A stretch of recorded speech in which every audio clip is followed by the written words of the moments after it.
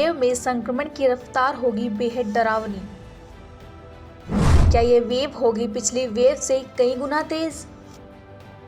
दोस्तों, दुनिया भर में ओमिक्रॉन के बढ़ते खतरे के बीच अमेरिका और यूरोप में बीते 24 घंटों में कोरोना मामलों में बड़ी गिरावट देखने को मिली है। साथ ही देश में कोरोना की तीसरी लहर की रफ्तार भी दूसरी लहर की तुलना में कितनी तेज हो सकती है, इसका भी आंकड़ा अब सामने आ चुका है, जो कि आपको हैरान कर देगा।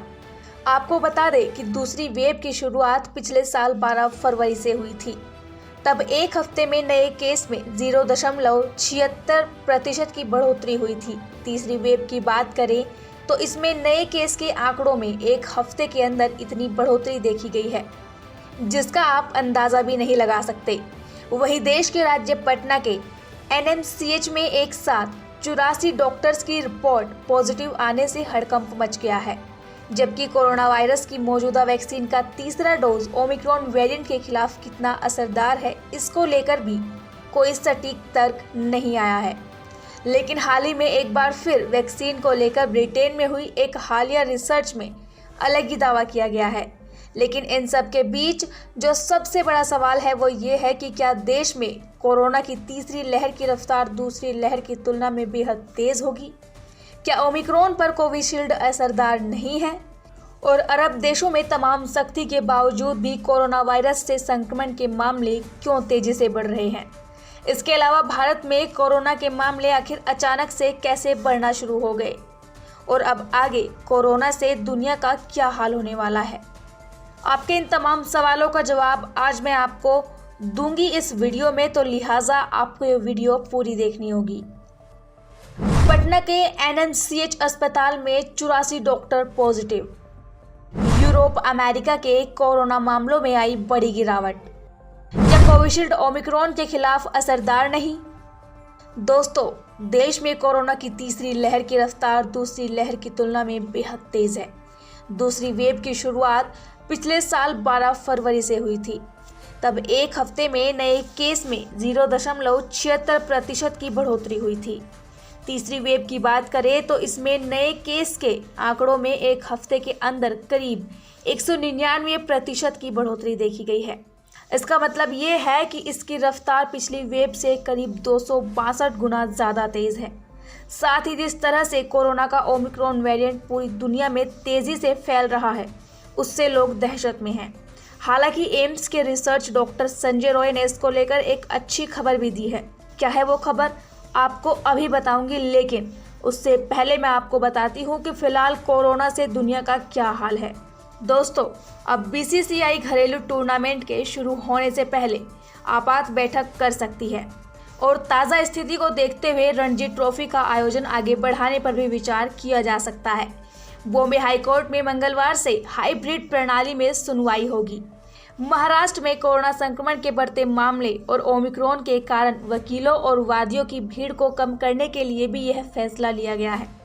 बॉलीवुड एक्टर जॉन अब्राहम और उनकी पत्नी प्रिया कोरोना पॉजिटिव हो गई हैं। जॉन ने इंस्टाग्राम पर पोस्ट शेयर करके यह जानकारी दी। दोनों ही घर पर अभी क्वारंटाइन हैं। इसके अलावा पटना के एनएमसीएच में एक साथ 84 डॉक्टर्स की रिपोर्ट पॉजिटिव आने से हड़कंप मच गया। एनएमसीएच से 194 लोगों का सैंपल लिया गया था। अब यहां इलाज करा रहे मरीजों में कोरोना चेन बनाने की संभावना है। कई मेडिकल स्टाफ भी चपेट में आ सकते हैं, क्योंकि जिन डॉक्टर्स के रिपोर्ट पॉजिटिव आई हैं वो ड्यूटी पर थे। वे मेडिकल स्टाफ के साथ साथ मरीजों के भी संपर्क में आए थे।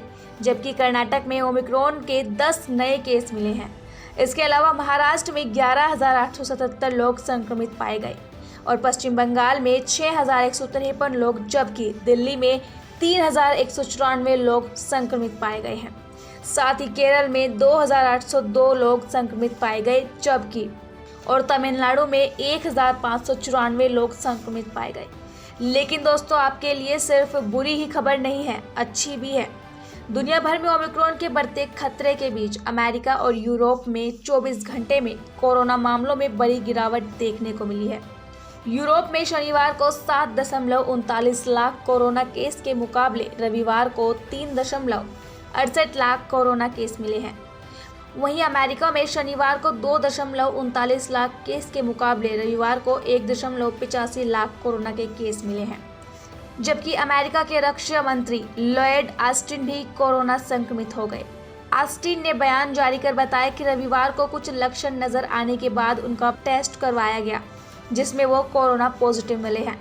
उन्होंने इसकी जानकारी राष्ट्रपति जो बाइडेन को भी दी है। वहीं बीते 24 घंटों में अमेरिका में कोरोना के 1,85,122 नए केस सामने आए हैं। लेकिन दोस्तों, सवाल ये उठता है कि आखिरकार अरब देशों में तमाम सख्ती के बावजूद भी कोरोना वायरस से संक्रमण के मामले क्यों तेजी से बढ़ रहे हैं। आपकी इस बात का जवाब मैं दूंगी, लेकिन उससे पहले आपको मैं बताती हूँ कि क्या कोविशील्ड के 2 डोज भी ओमिक्रॉन के खिलाफ असरदार नहीं है। आखिरकार कोरोना के खिलाफ कौन सी वैक्सीन ज़्यादा असरदार होगी। दोस्तों, कोरोना वायरस की मौजूदा वैक्सीन का तीसरा डोज ओमिक्रॉन वेरिएंट के खिलाफ हमारी इम्यूनिटी को 88% तक बढ़ा सकता है। यह दावा ब्रिटेन में हुई एक हालिया रिसर्च में किया गया है। यूके हेल्थ सिक्योरिटी एजेंसी की रिपोर्ट के मुताबिक दूसरा डोज लेने से 6 महीने बाद ही इसका असर 52% तक कम हो जाता है। इसीलिए कोरोना संक्रमण और गंभीर लक्षणों से बचने के लिए बूस्टर डोज लगवाना जरूरी है। UKHSA की रिपोर्ट के मुताबिक साफ कहा गया है कि डेल्टा वेरिएंट की तुलना में बूस्टर डोज ओमिक्रॉन पर कम असरदार है। हाल ही में ब्रिटिश प्रधानमंत्री बोरिस जॉनसन ने बताया था कि देश के ICU में भर्ती 90% कोरोना पीड़ितों को बूस्टर डोज नहीं लगा है। रिपोर्ट के अनुसार तीसरा डोज लेने के बाद वैक्सीन की प्रभावशीलता 52% से लेकर 88% तक बढ़ जाती है। वैक्सीन के तीसरे डोज के बाद ओमिक्रॉन के मामले गंभीर नहीं हो पाते। लोगों में न के बराबर लक्षण आते हैं। ऐसे में मरीजों के अस्पताल में भर्ती होने का खतरा भी 81% तक कम हो जाता है। 5 से 17 साल के बच्चे भी हॉस्पिटलाइजेशन से बच जाते हैं। शोधकर्ताओं का कहना है कि जिन मरीजों में ओमिक्रॉन के लक्षण आते भी हैं, उन्हें बूस्टर डोज लगने पर अस्पताल में भर्ती होने का खतरा 68% तक कम रहता है। स्टडी में ये खुलासा हुआ है कि भारत में लगने वाली कोविशील्ड के 2 डोज भी ओमिक्रॉन के खिलाफ कारगर नहीं है। कोविशील्ड के दूसरे डोज के 5 महीने बाद ही शरीर में कोरोना के खिलाफ इम्यूनिटी घट जाती है। वहीं फाइजर और मॉडर्ना के दूसरे डोज से बढ़ी इम्यूनिटी 6 महीने बाद 70% से लेकर 10% पर आ जाती है। लेकिन अगर सऊदी अरब की बात करें तो वहां पर 24 घंटों में 1000 से ज़्यादा केस सामने आ गए हैं। जबकि एक और अहम खबर फ्रांस से भी आ रही है।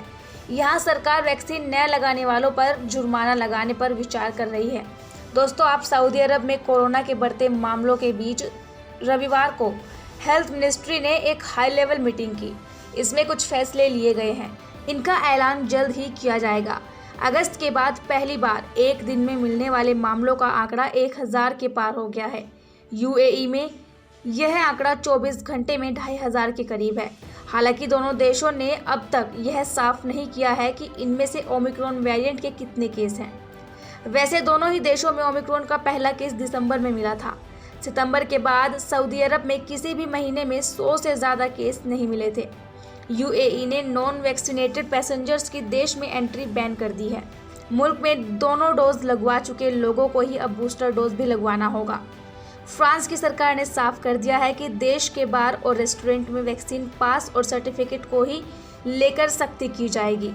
कुछ रिपोर्ट में कहा गया है कि कुछ लोग दूसरे लोगों के पास यह सर्टिफिकेट दिखाकर एंट्री ले रहे हैं, लिहाजा ऐसे लोगों पर अब सख्त से सख्त कार्रवाई की जाएगी।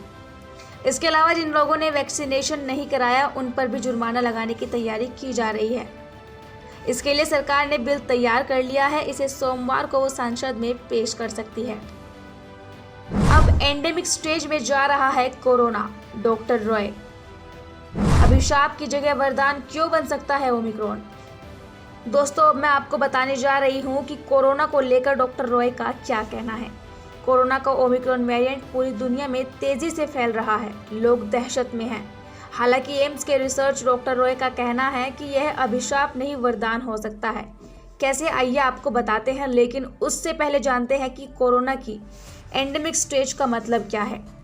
दरअसल डॉक्टर रॉय ने कहा कि हमें ओमिक्रॉन को लेकर बहुत ज़्यादा टेस्ट करने में संसाधन बर्बाद नहीं करना चाहिए। इसका इस्तेमाल इंफ्रास्ट्रक्चर को मजबूत करने में हो तो ज़्यादा बेहतर है। उन्होंने कहा कि हम एंडेमिक स्टेज की तरफ जा रहे हैं। हमें वैज्ञानिक आधार पर बात करनी चाहिए। साक्ष्य कहता है कि कई बार जब वायरस बहुत ज़्यादा म्यूटेट होता है तो वो कमज़ोर भी हो सकता है। उन्होंने कहा कि तेज़ी से फैल रहा ये इम्यूनिटी भेद रहा है, लेकिन यह माइल्ड असर कर रहा है। इतना माइल्ड कि अधिकतर में लक्षण ही नहीं आ रहे हैं। जिनमें लक्षण आ रहे हैं वो 2 से 3 दिन में ठीक हो रहे हैं। इसीलिए जिस ओमिक्रॉन वेरिएंट से हम डर रहे हैं, हो सकता है कि यह हमारे लिए अभिशाप की जगह वरदान बन जाए। ठीक वैसे ही जैसे पोलियो और मिज़ल्स की वैक्सीन काम करती है। इन दोनों वैक्सीन बनाने में लाइव वायरस को कमज़ोर करके बनाया जाता है, जो कि शरीर में जाकर एंटीबॉडी बनाता है। जब शरीर में पोलियो या मिज़ल्स आता है तो उसके खिलाफ एक्टिव होकर उसे रोकता है। ठीक इसी प्रकार यह ओमिक्रॉन वेरिएंट जिन्हें संक्रमित कर रहा है उन्हें बीमार नहीं कर सकता। उनमें एक तरह से कोरोना के खिलाफ नेचुरल इम्यूनिटी पैदा कर रहा है। अभी तक की रिपोर्ट के आधार पर यही देखा जा रहा है। इसीलिए मेरा अनुमान है कि यह हमारे लिए वरदान साबित हो सकता है। साथ ही डॉक्टर रॉय ने कहा कि दिल्ली में LNJP का डाटा भी यही कहता है कि अधिकतर लोगों में लक्षण नहीं थे। साउथ अफ्रीका में भी वहां की हेल्थ मिनिस्ट्री ने आदेश जारी कर दिया है कि असिम्प्टोमेटिक लोगों की जांच नहीं होगी। यह सही कदम है। ग्लोबल ट्रेंड दिखा रहा है कि ओमिक्रॉन से डरने की ज़रूरत नहीं है, ये माइल्ड है। संक्रमण तेज़ है, इसीलिए यह बहुत तेज़ी से बढ़ेगा। यह सच है कि इस स्प्रेड को रोक पाना संभव नहीं है। इसीलिए मेरी राय है कि टेस्टिंग पर पैसा या रिसोर्स इस्तेमाल न करें। आपकी जितनी क्षमता है उतनी जांच करेंगे, इससे फ़ायदा नहीं होगा और बहुत ज़्यादा जांच करने का कोई औचित्य भी नहीं है। इसका इस्तेमाल अपने इंफ्रास्ट्रक्चर पर करें तो बेहतर होगा। अब WHO ने भी माना है कि लॉकडाउन इसका सॉल्यूशन नहीं है, इसलिए फोकस जो बीमार हैं उनके इलाज और केयर पर करना चाहिए।